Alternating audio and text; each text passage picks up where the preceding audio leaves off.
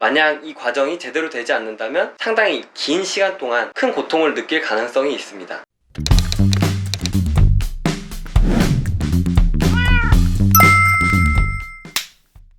안녕하세요. 의학 채널 인싸닥스 조강현입니다. 요즘 스스로 삶을 포기하는 분들에 대한 기사가 참 많이 나오고 있는 것 같습니다. 상당히 안타까운 일인데요. 물론 저도 사람인지라 그런 생각이 들었던 적이 없진 않았어요. 이유야 어찌되었든 간에 얼마나 삶에 막다른 골목에 몰려 있어야 그런 무서운 생각을 실제 실행에 옮기실 수 있을지 감히 상상이 되지 않습니다. 이 영상을 보시는 분들은 그러시지 않았으면 하는 바람이 있습니다. 사람이 스스로 목숨을 끊는 행위는 정말 있어서는 안 될 일이지만 의외로 어떻게 죽으면 편하게 죽을 수 있을지 이런 거에 대해서 궁금해 하시는 분들이 많더라고요. 단순 호기심이겠지만 물론 이제 구체적인 내용을 직접 여기서 말씀드릴 수는 없고요. 여러분들도 쉽게 생각할 수 있는 방법들에 대해서 의학적으로 얘기해보는 시간을 갖도록 하겠습니다.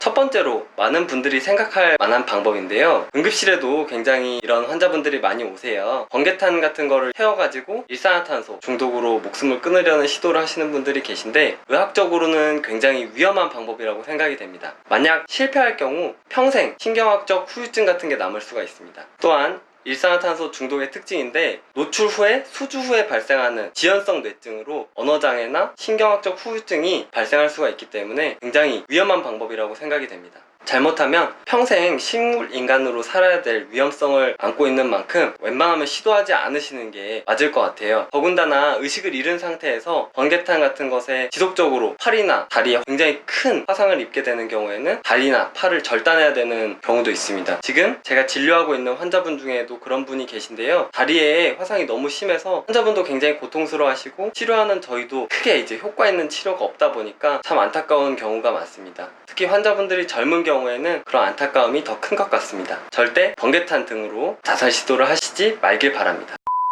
두 번째로 또 쉽게 생각하는 방법 중에 하나가 낙하, 폴다운이라고 하는데요. 의학적으로는 이제 상대적으로 적게 고통을 느낄 수도 있는 방법이긴 합니다. 충분히 높은 높이라면 뇌에 큰 충격이 가해지기 때문에 고통을 느낄 시간 없이 빠르게 사망에 이를 수 있기 때문인데요. 하지만 이것에도 몇 가지 심각한 문제가 있습니다. 간혹 빌딩에서 투신하는 사람에 맞아서 아래 지나가던 행인이 같이 사망하는 안타까운 경우가 있는데 자신은 몰라도 다른 사람까지 위험에 처하면 그것은 굉장히 안 될 행동이라고 봅니다. 또한 너무 높은 높이에서 이제 시도하기가 두렵기 때문에 어중간한 높이에서 투신을 하는 경우가 있는데 이런 경우에는 자칫하면 큰 부상, 평생 동안 갈 수 있는 중증의 장애를 남길 수 있는 그런 부상만 입고 실제 사망에 이르지 않는 경우가 많기 때문에 굉장히 위험한 방법이라고 하겠습니다. 특히 경추골절 등이 발생하면 반신불수 혹은 전신불수, 지적장애 등의 중증의 후유증이 남게 되기 때문에 절대 시도하지 않으시는 편이 좋겠습니다.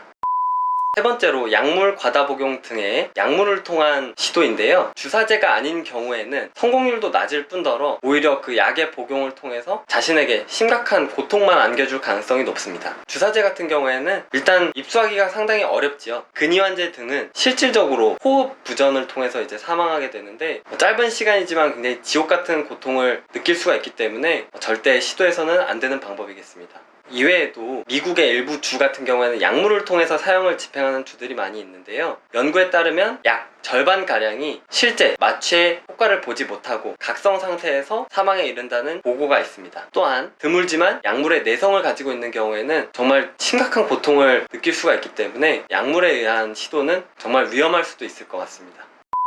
네 번째로 종종 응급실에 내원하는 경우가 있는데요. 행잉, 즉 목을 매달아서 시도를 하는 방법이 있습니다. 일반적인 경우라면 경추 탈골, 즉 목뼈의 탈골을 야기하기는 그 충격의 정도가 심하지 않기 때문에 대부분의 경우에는 경동맥과 추골동맥, 뇌로 가는 주요 혈류를 차단해서 뇌의 빈혈 상태를 유발하고 약 10초 의식이 소실되고 사망에 이르게 되는데요. 경동맥이 일단 제대로 차단되게 되면 의식을 금방 잃어서 짧은 고통만 느낄 수도 있겠지만 만약 이 과정이 제대로 되지 않는다면 하지만 상당히 긴 시간 동안 큰 고통을 느낄 가능성이 있습니다. 또한 안구가 튀어나오거나 실금하거나 주위 사람에게도 굉장히 큰 트라우마를 안겨줄 수 있는, 어떻게 보면은 좋지 않은 방법이라고 하겠습니다. 실제 목매당, 행인 같은 경우에는 많은 경우에 빠르게 발견되어서 응급처치를 받게 되는 경우가 많습니다. 그런 경우에는 생명을 구한다고 하더라도 경추탈골이 발생했거나 혹은 뇌로 가는 혈류가 차단되면서 뇌증으로 평생 갈 수 있는 심각한 신경학적 후유증이 남게 되는 경우도 있기 때문에 그런 부분에서는 굉장히 위험도가 높다고 하겠습니다.